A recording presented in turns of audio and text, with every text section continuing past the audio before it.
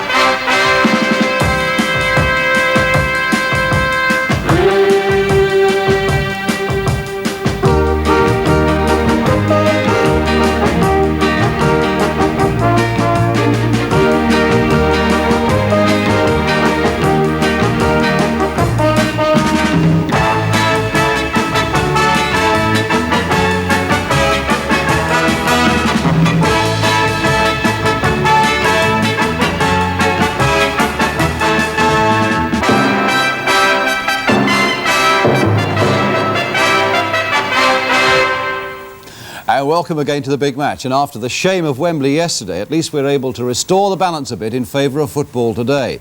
No doubt the Texaco Cup is a more relaxed competition than the Charity Shield, but there can also be no doubt that the two Texaco Cup games that we have for you today are filled with all the right things. Skillful football, played in the right spirit, some good refereeing as well, and two games that between them produced 8 goals. Indeed, I think the main match, Orient against Luton, is as entertaining a game as I saw in the whole of last season. And we back that one up with Birmingham City against Norwich City. But let's start down at Brisbane Road, Leighton, for the game between Orient and Luton. Two sides who battled hard for promotion to the First Division last season. Luton made it, Orient didn't. But here are Orient now, led out by their skipper Ricky Heppelet, a side that's again been hit by injuries, and indeed they've lost both their Texaco Cup games so far in the past week, although this, of course, is the first game in front of their own supporters. As for Luton Town, they look forward now to a season in the First Division, and indeed they got nicely into the mood for it with an impressive victory at West Ham at Upton Park last Wednesday night when they won by 2-1. Plenty of things to watch out for today, and among the players I think we ought to watch out for are Derek Possey, newly signed by Orient from Crystal Palace. This is his first home game. And for Luton, it's Peter Anderson, an impressive midfield player who I think will go well in the top division this coming season. These then are the teams. Orient, as I say, still without several of their established players who are injured, but since we saw them last week at West Ham, Possey is in, so too is their striker Mickey Bullock, and young Bobby Fischer keeps his place at number 2. So that's the Orient side. Luton, meanwhile, field the team that beat West Ham. Several of their players are well worth looking out for, including her husband, of course, who scored against West Ham in midweek. The only change, in fact, is at substitute, where John Aston gets the number 12 shirt. The referee is Ron Chalice from Tunbridge in Kent, and now in breezy conditions we wait for the start. And it's Luton Town who get us away in a change strip of white with a blue stripe and orange facings, orange numbers, attacking the goal to our left against Orient in very smart cherry red shirts with white facings, white shorts and black stockings. A very smart strip. Anderson for Luton, hustled away though by Tom Whalley for Orient, but here's Anderson again, the man who scored the winner against West Ham, and Jim Ryan with a shot which Jackson had to be sure to get his body behind. From Jim Ryan. And now Roffey. Here's Paul Harris, competing most of last season with Hoadley for the number 5 spot, but they're both in the side now, and there's Possey, and it might fall for Fairbrother, it might fall for Possey, and somehow Horn stopped it, and somehow Horn stopped it again from Whalley. Well, some tremendous goalkeeping there by Graham Horn, and somehow Orient were denied the lead as first the shot from Possey and then one from Whalley was charged down. Here's Heinsohn with the shot, that's charged down by Fischer, and back this time for Jackson.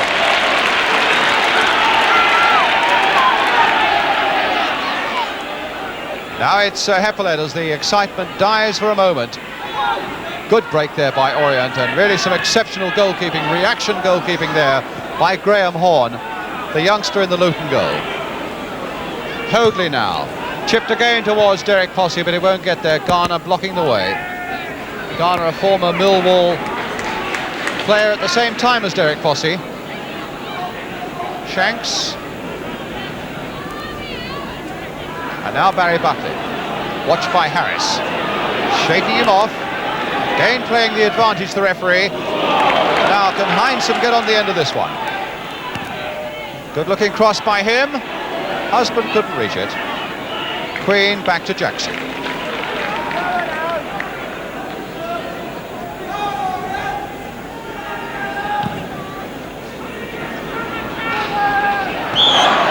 Push in the back by Luton Bullock. Free kick to Orient.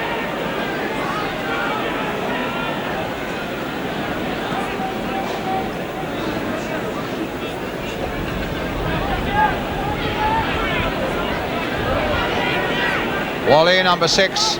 Jerry Queen right in there.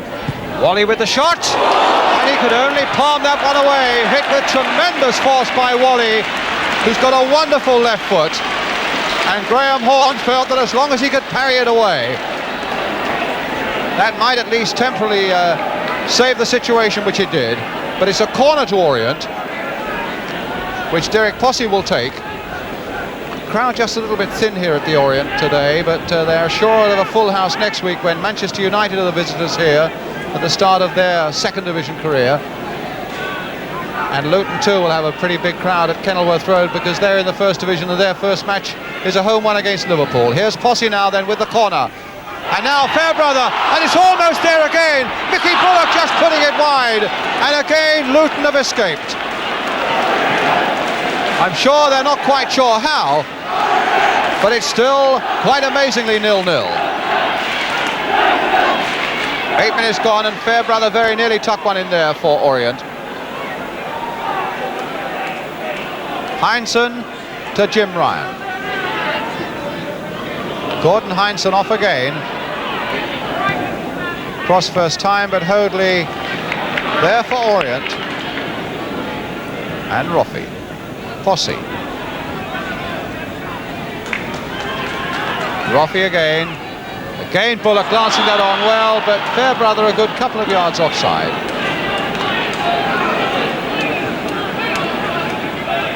West for Luton.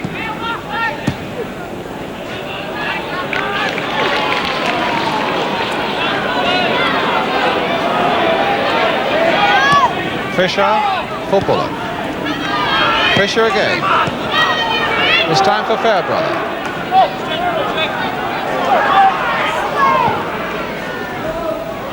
Tom Wally very neatly getting around Anderson onto that famous left foot. Oh, what a goal by Wally! What a beautiful goal by Tom Wally. He got past Anderson beautifully, had little enough time to get it onto that famous left foot. But by heavens when he did, Graham Horne hardly smelt it. So Orient 1, Luton 0, and what a beautiful goal to christen the new season here at Brisbane Roadley.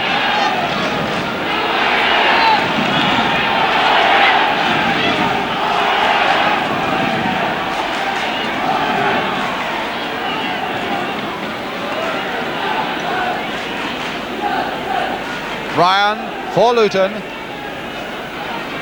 and there's Wally, guilty of a foul there on Anderson, the man he beat before he scored that beautiful goal.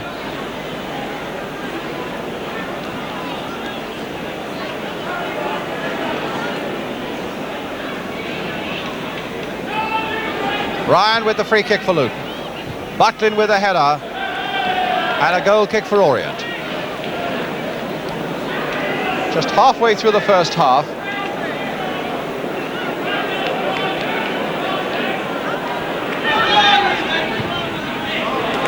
Fossey now.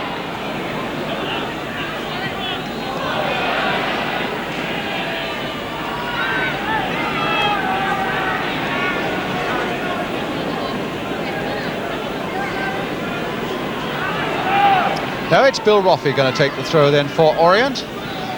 Just over half an hour gone, and Orient leading by a goal to 0. The superb goal scored for them by Tom Wally. Yes, a free kick.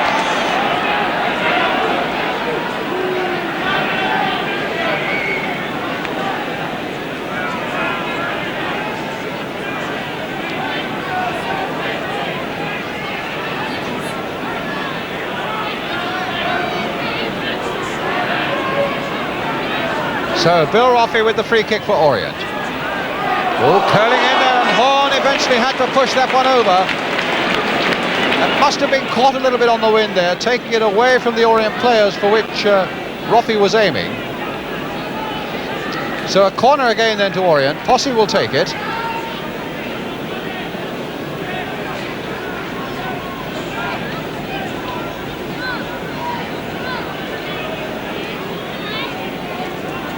So Posse with the corner then for Orient. Well, Wally, or rather Queen, went up there, although if anything, Mickey Bullock just behind him was better placed. But here's Roffey turning it in once more, right across the face of that Luton goal. And any one of three Orient players need only have got a touch. One of them was Barry Fairbrother, and that was certain to be number 2. Talking about the directors of the Football League a moment ago, of course, dissent is another thing that referees are going to be told to come down heavily on, and everybody will agree with that.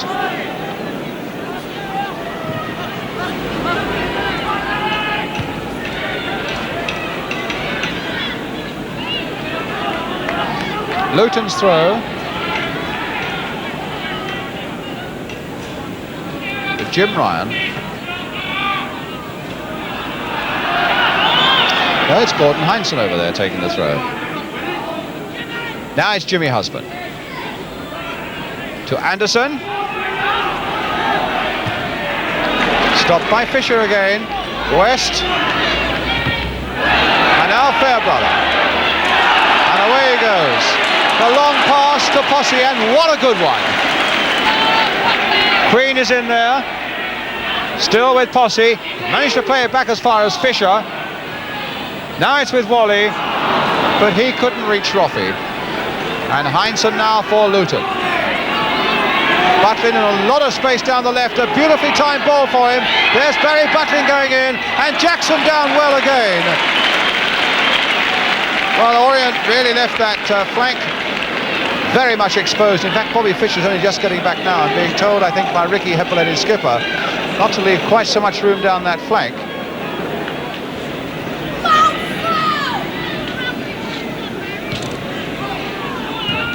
Another nice little layoff there by Bullock. Heppelet collecting and then stubbing his toe a little bit there. I can hardly think that he could have miscued a pass that was only going some 5 or 6 yards to Hoadley.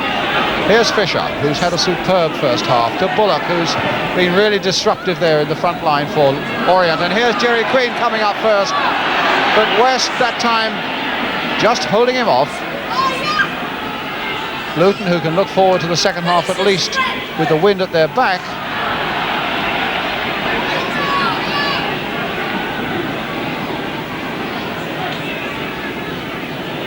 It's a free kick to Luton as we come to within a minute of half-time now. Shanks will take it.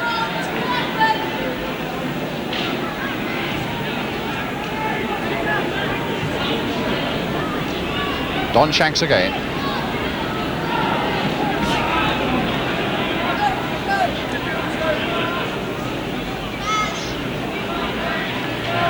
Again, Luton's throw. Jimmy Husband to Alan West. Now for Bobby Thompson.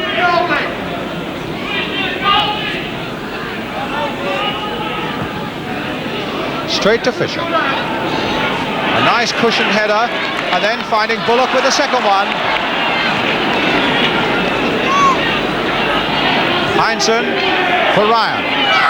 With Husband in the middle and Butlin at the far side. And Butlin really will be a little upset with himself for not making more of that one. Beautifully across for him. And miscuing badly with that header, which is usually one of his strongest departments.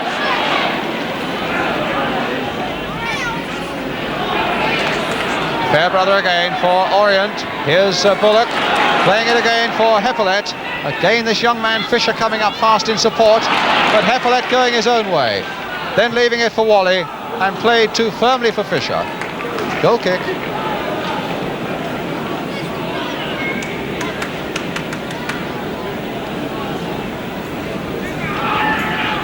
Well, not a very big crowd as you saw there, but a really engrossing first half that I'm sure they've all enjoyed, and particularly the Orient supporters amongst them. Two sides who've been playing football the way it should be played, with a lot of pace and a lot of skill and a minimum of hold-up. And indeed, there goes the whistle for half-time. A really enjoyable 45 minutes there, and for Orient fans, the real high point, that superb goal scored after 21 minutes for them by that number 6, Tom Whalley, with a magnificent left-foot shot from all of 25 yards. Well, Luton will have the wind behind them in the second half, and that might suit them just a little bit more. They've certainly been up against it throughout the whole of the first half. Orient deserving that 1-0 lead. We shall bring you that second half in just a couple of minutes, leaving you with a half-time score. Orient 1, Luton 0.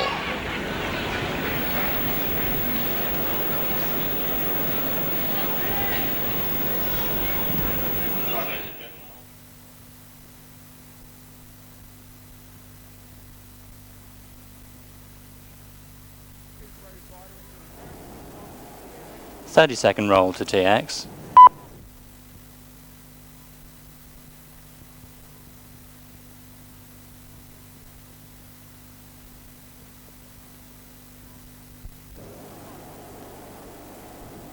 Fifteen-second roll to TX.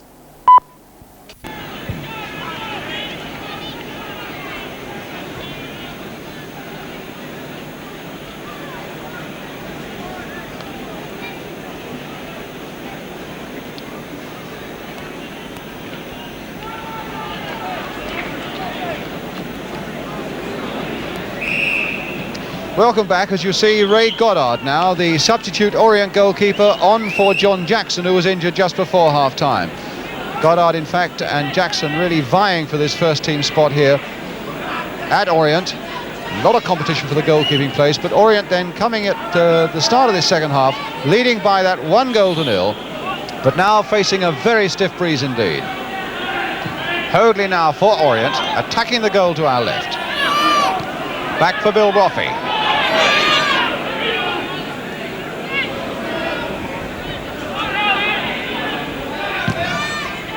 Jerry Queen trying a back header. It'll come for Heppolet, but not with a powerful enough shot, but even then it nearly fell for Fairbrother. And here's Heinsohn now for Luton. Fisher, tremendous prospect. Fairbrother tackled unfairly from behind by Bobby Thompson. It'll be a free kick to Orient.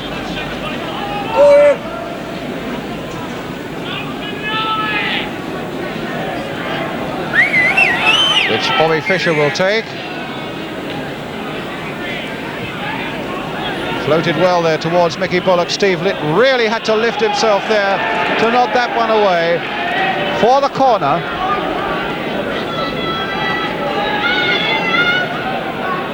Which Derek Posse will take.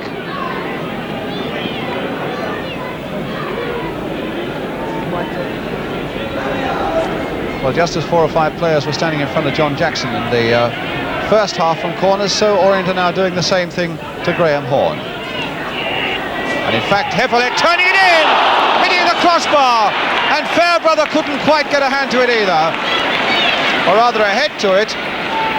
Tremendous shot there by Heppolet, bouncing off that Luton crossbar. And here's Heppolet again. Well, Luton started the game with a large slice of luck when Orient might have had a couple of goals before they scored. And that seems to be repeated now at the start of this second half. But here's Roffey for Orient. Oh, Posse in a lot of space on the far side. They're able to chest it down. But the ball wouldn't really quite come down quickly enough for him. But really he was allowed so much space by that Luton defence from that long pass across field.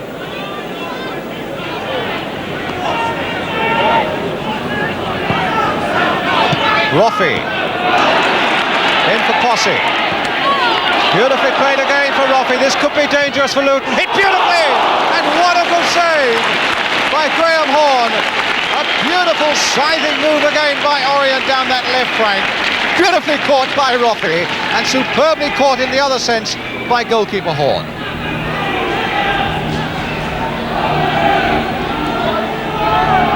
Now it's Jim Ryan.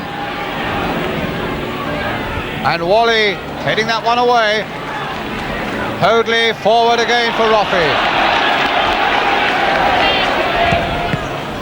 Orient's throw.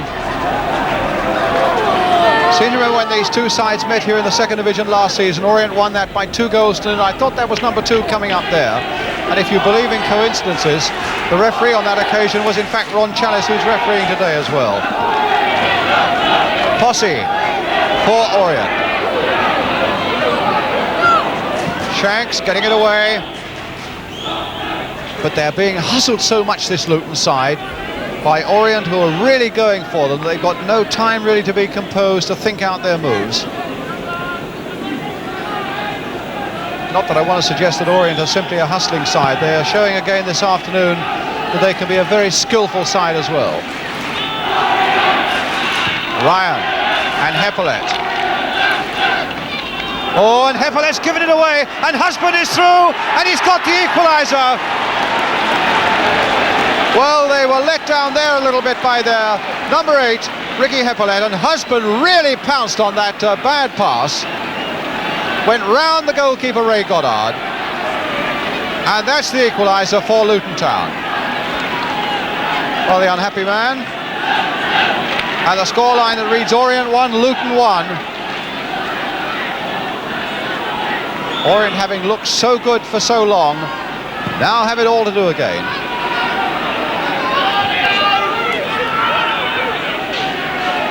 Heppolet to Fisher. Fairbrother. Fisher again. In for Heppolet. Fairbrother. And Thompson calling Horn to him. Well, they've got that equaliser when at least they could have expected it, Luton.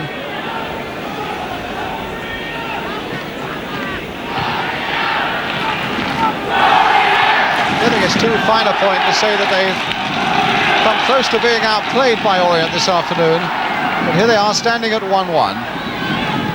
Anderson turning it for Heppolet, and now for Fisher.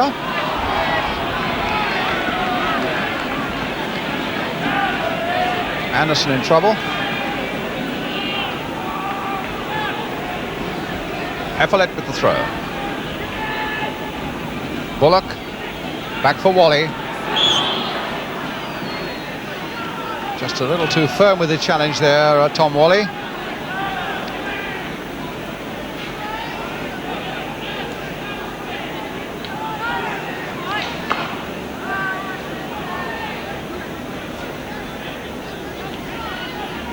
Bobby Thompson will take the kick for Luton Town. Jerry Queen up to get that one away. Alan Garner playing it towards Peter Anderson. And Fisher to West. Played again for Garner.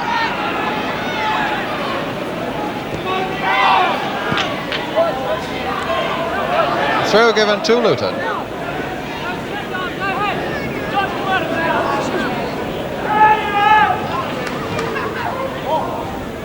Good long throw there. Wally behind it once more for Orient.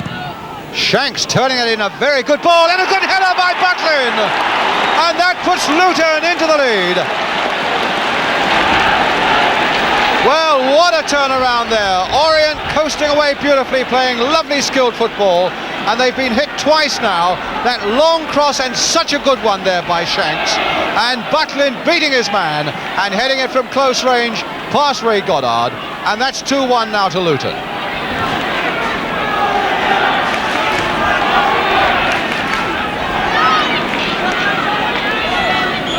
Goal really made for Luton there. Although Butlin headed it with great efficiency, I'm sure that he'd be the first to agree. It was that superb crossing by Shanks, a really well-hit early ball. Fisher turning that back now to Ray Goddard.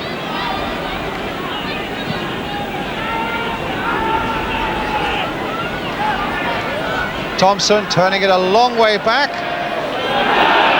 And Horn only just managing to keep it in. The linesman on the far side falling over in his effort to try and keep up with the ball. Oh, Roffey hesitated for a moment, but in fact he judged it well. And then lost it to Heinsohn. Here's a pass now for Anderson, being covered by Fisher. Husband's got into the middle, still with Anderson. There's the shot, superbly saved. Superbly saved there by Ray Goddard. Actually, Anderson had a couple of men who were beautifully placed there inside him when he shot. But a good piece of work by the Orient goalkeeper.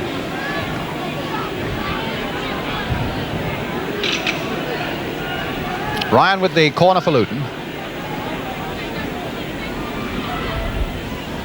Yes, the wind catching that one. Goal kick.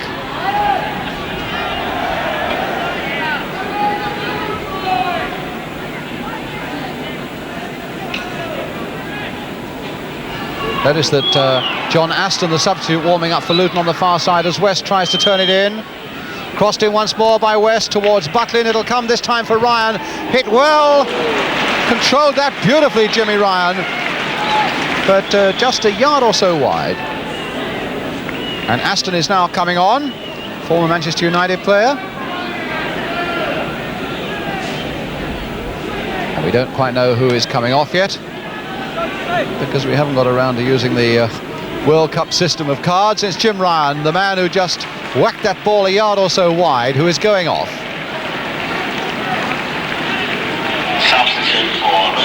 So Jimmy Ryan goes off and John Aston is on. Now with Ricky Heppolet, trying to find Fairbrother. In fact, Roffey is out of the game on the touchline down below us.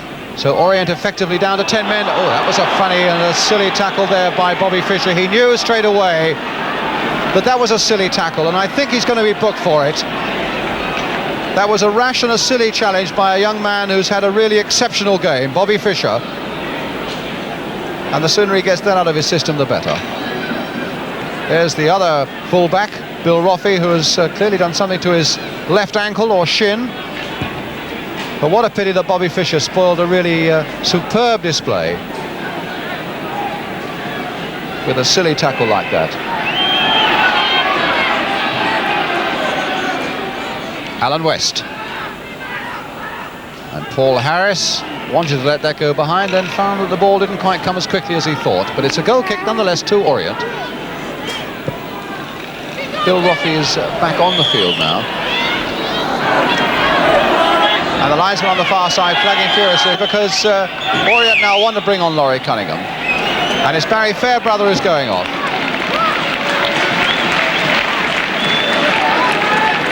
So this young fellow, 18 years old from London, who had such a very good match last Saturday at Upton Park against West Ham.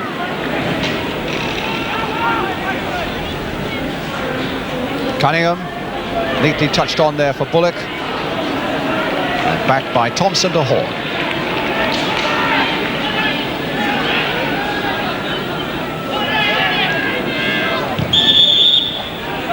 And I think that must have been Graham Horn. Either steps.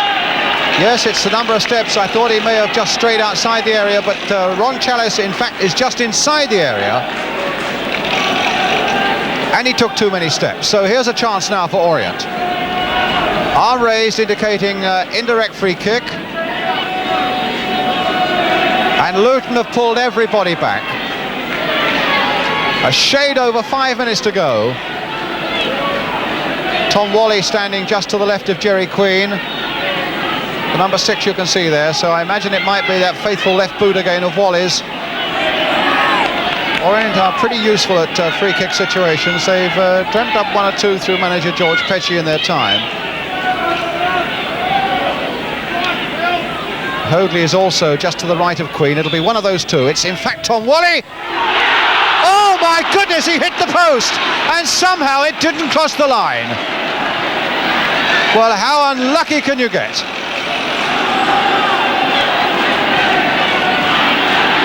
Well, Whalley got his shot in all right, but that's amazing how it hit the post there, and somehow Horn was able to grab it before it crossed the line.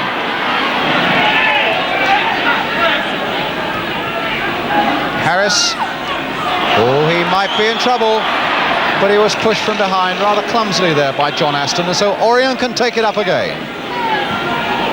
Hoadley's through ball, Garner quite easily getting behind that one and heading it to Husband here.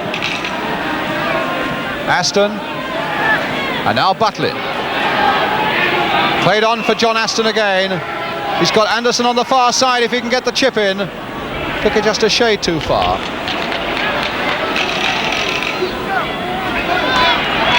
Now Queen to Cunningham.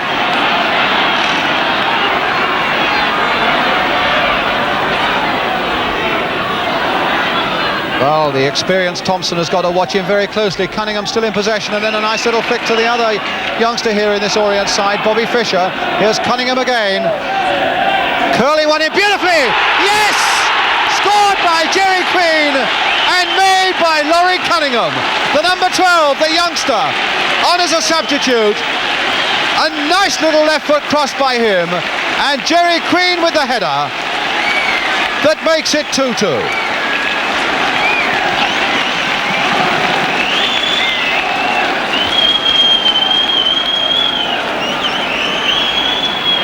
So less than 3 minutes now to play, and Orient have tied it up at 2-2.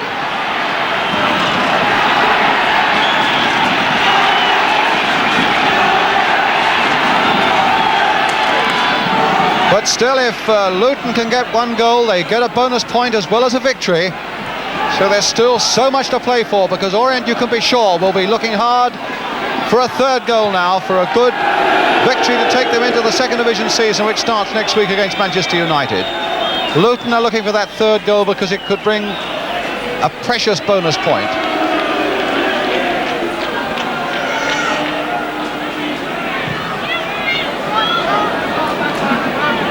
So quite a finish now. West.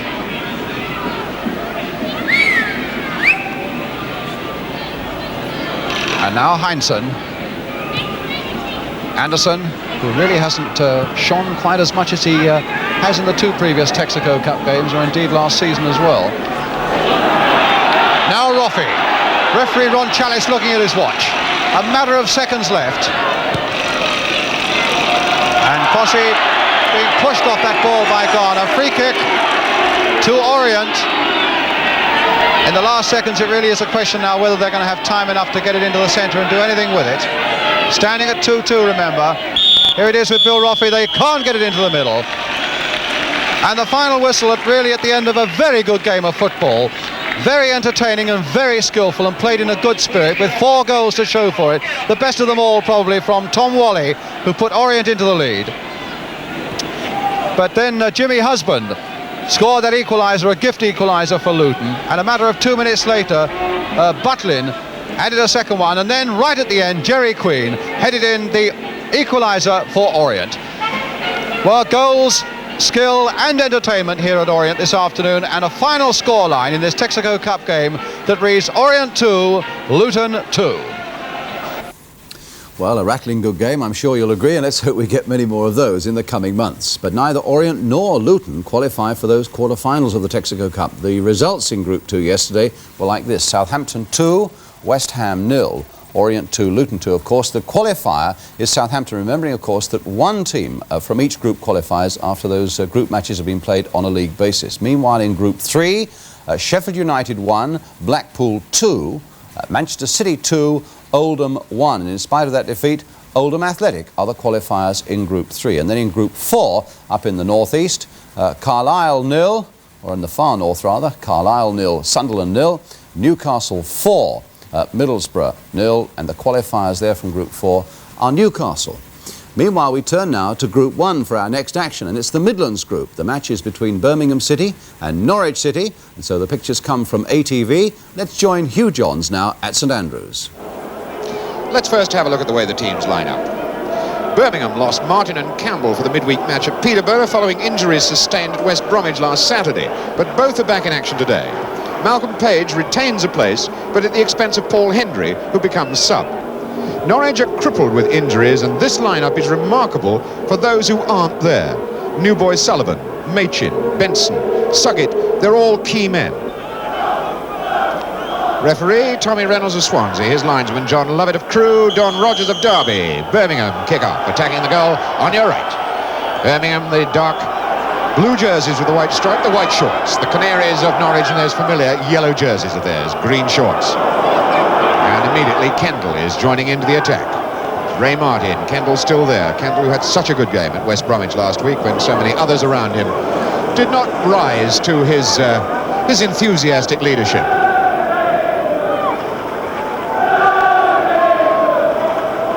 Malcolm Page. Didn't knock it far enough. So McDougall out. Boy, a long one back.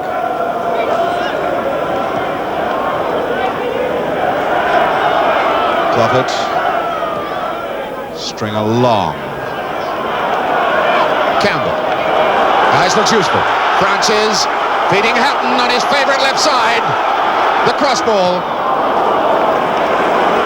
Actually, Burns was well covered up, but it's always dangerous when Bob Hatton goes into that left-hand slot.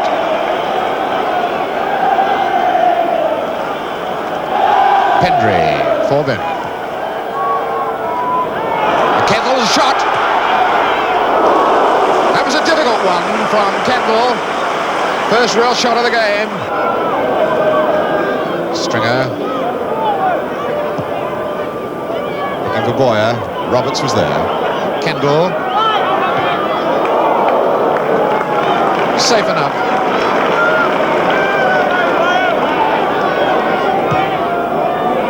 McDougall and Boyer, of course, is offside. And McDougall,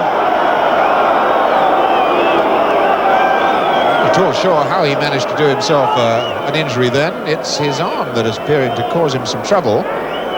Or his shoulder. That was the injury he must have had before when Zabagia put him down, and merely kicking that last ball appears to have caused him some inconvenience.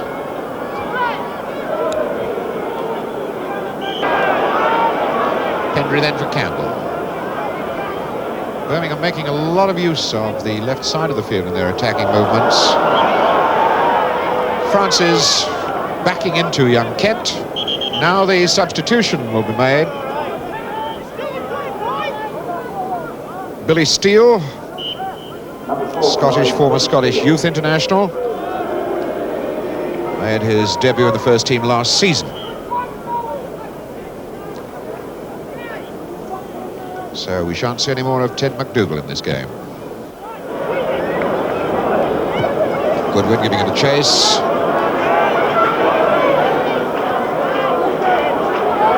Zabagia, Francis. Pendry away on the far side.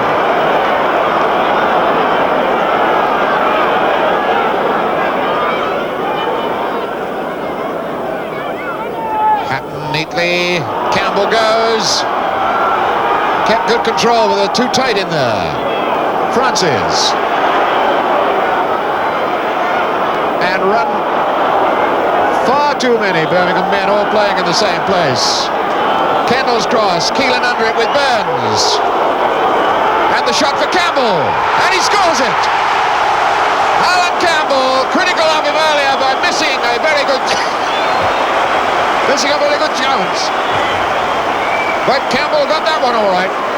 And all this time, down below me, Trevor Howard is off the field, looking very much as though he has broken his leg.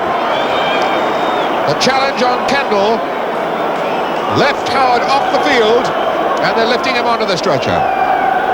A bad blow then again for Norwich following, and the bad blow, the worst bad blow, of course, is Campbell scoring that vital goal that puts Birmingham City in front. Some 32 minutes of the first half gone.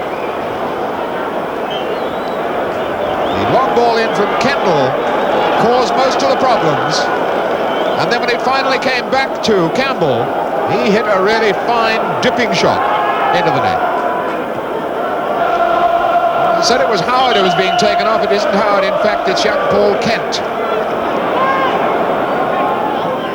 Burns, Forbes at his back. That's the corner.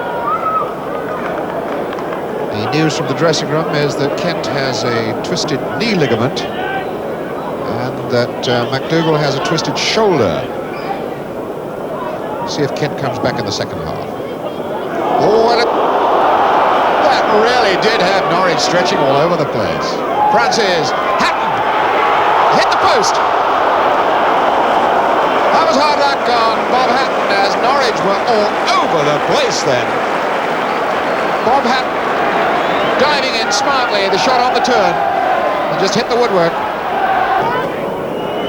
Campbell had a lot of freedom. Kendall. Francis out on the right touchline to go against Howard. Hatton. That's 2-0. That was so easy for Bob Hatton. 2-0. 42 minutes of the first half gone. Superb ball from Kendall, picking up Francis on the touchline. Cross into the box. And Bob Hatton just nodding it nonchalantly inside the right-hand post. 2-0 then.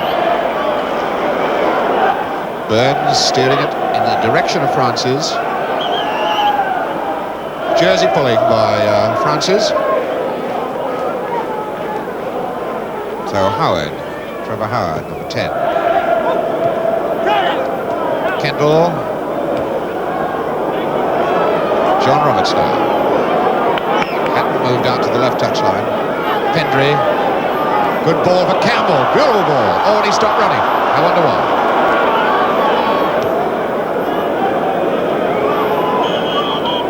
Referee Tommy Reynolds not adding anything on for stoppages. Smack on the button for 45 minutes and a 2-0 scoreline to cheer up manager Freddie Goodwin, who hasn't been too happy with his players' form in the Texaco Cup so far. Welcome back then as Norwich kick off the second half with only 10 men. Paul Kent, the news is knee ligament trouble. Ted McDougall, who went off much earlier, with a shoulder injury. And Norwich 2-0 down, in real trouble here, with very much of a scratch side when they started due to injuries, even worse off now. Now is the chance for Birmingham to turn on the pressure, because they could qualify now in this Texaco Cup competition. If they can win this one and pick up an extra bonus point for scoring 3 goals, they can total 5. And the news at half-time is that Peterborough and West Bromwich Albion are 1-1. So it could be an interesting situation at the end of the day. West Bromwich Albion with 4 points up to the day. Gary Pendry. Interception by Stringer. Now Morris. Profit. Neatly done. Steve Grapes. Profit going on. Boyer, the ball was bad for him.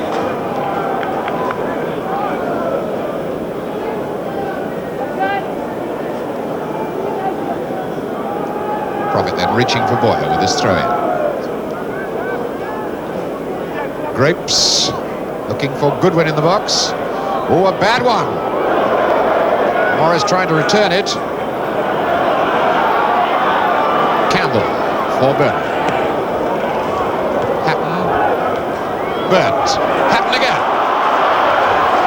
Burns in with a chance here. And the offside flag is up. Looked for it. Ken Burns, I think, half hesitated himself for a moment.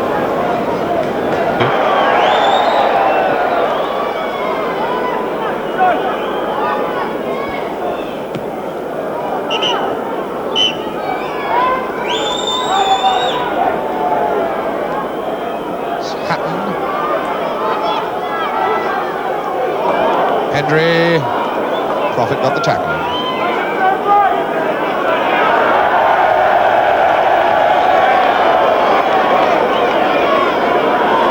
Campbell.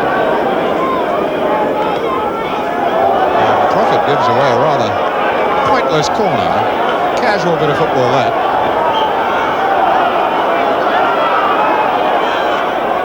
Malcolm Page for Campbell. And Pendry, that's a beauty. And that's a goal. Trevor Francis got it. It's 3-0. So that's a bonus point. It The score does not improve any or change very much. Trevor Francis gets his first goal of the season, but he owes it all to Gary Pendry. The quickly taken corner kick. Pendry's shot, right on target. Keelan dropped it. Francis poaches himself goal number 3. And they've decided that it is time indeed for Roger Hansbury to have a piece of the action this afternoon. Kevin Keelan, looking a little unhappy about life, comes off. Having had 5 goals put on him during the week at the Hawthorns, 3 this afternoon. So the youngster Roger Hansbury, the 18-year-old, comes on to see what he can do. And meantime, Birmingham are warming up Gary Sprake.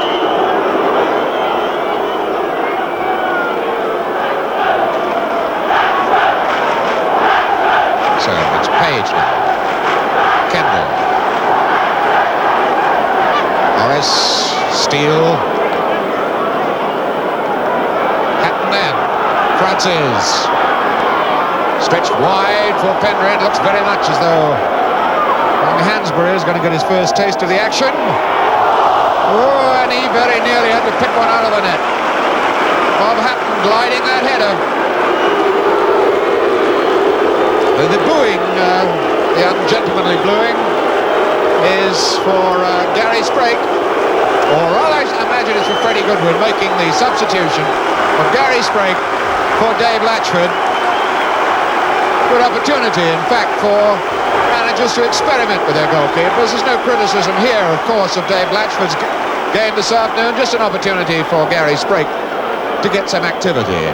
And also, of course, to parade his talents in front of the Welsh team manager, Mike Smith, who's here watching. And Hansbury with the goal kick from the other end.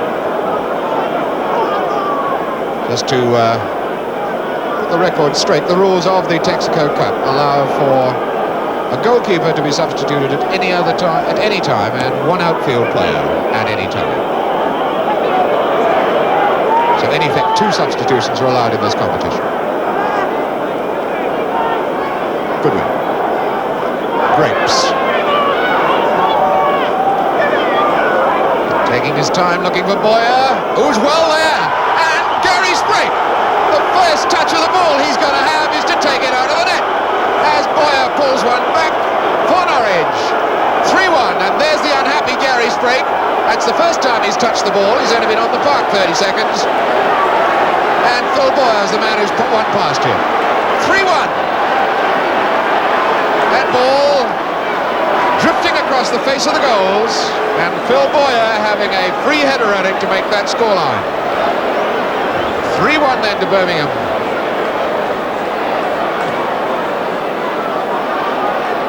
And Hatton goes in with a shot on, and it's hit the bar. Oh dear, oh dear. Howard. Birmingham sub Paul Hendry is ready to come on for Trevor Francis.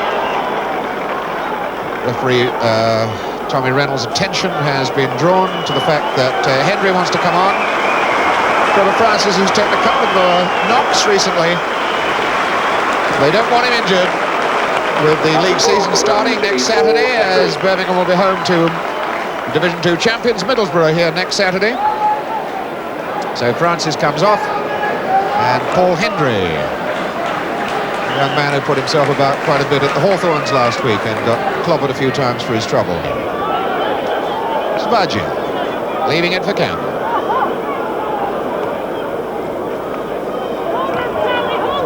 Hendry, Campbell, Zabadja, this Scottish lad with the Italian ancestry, has done well this afternoon, the big number 5. Mal Page, it's a cheeky one. The wind behind it, and Malcolm Page trying to float one in under the crossbar. I think Birmingham would have got so deep in trouble last season if Page had been available all the way through the season. That broken leg early cost him and Birmingham dearly.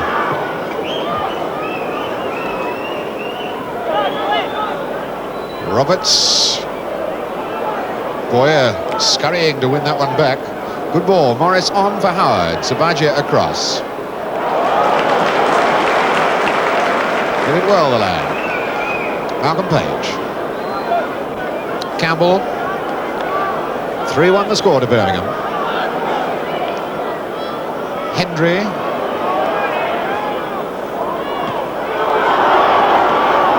That's a corner. Norwich rather stunned by it. Certainly looked as though Hatton got a very solid boot to it. But referee Tommy Reynolds right on top of the game. Time up on our watches. Hendry's corner. Page. Hendry might just as well try the shot.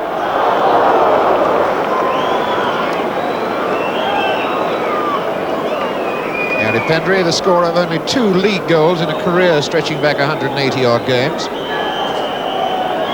And referee Tommy Reynolds decides that we're not going to have any more. That's the end of the game. So, 3-1 to Birmingham City. Norwich certainly out of the Texaco Cup competition. Have to wait to see what happened at the West Bromwich Albion Peterborough match to find out if Birmingham go any further. Well, how did those Group 1 results go yesterday? Here we are. In fact, West Bromwich didn't get even a point at Peterborough. Peterborough 2, West Brom 1. Birmingham 3, Norwich 1. And that bonus point that Birmingham got with those 3 goals was just enough to make them the qualifiers from that group.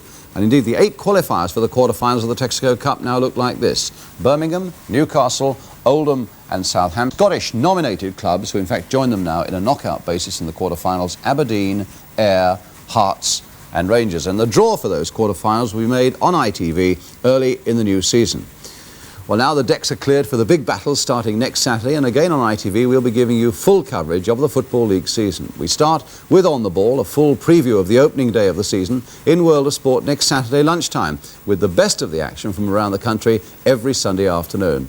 So here's to a new season. As we say good afternoon, here's to a few more goals like that's one of such sweet quality by Tom Whalley for Orient yesterday. Tom Whalley very neatly getting around Anderson onto that famous net for it.